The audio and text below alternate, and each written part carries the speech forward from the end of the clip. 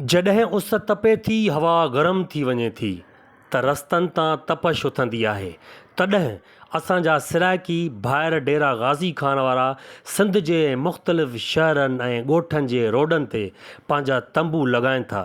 ही तंबू न आहिनि पर रोज़ी रिज़्क़ जा हिकु राज़ आहिनि। नौजवान ऐं बुज़ुर्ग गर्मीअ जी मौसम में पंहिंजा घर ॿार ॿचा छॾे करे झोपड़ियूं ठाहे रोडनि ते थाधल विकण जे लाइ पहुचनि था। ही फ़क़ति कारोबार न आहे, ही हौसले महिनत ऐं वापार जी नई राह आहे।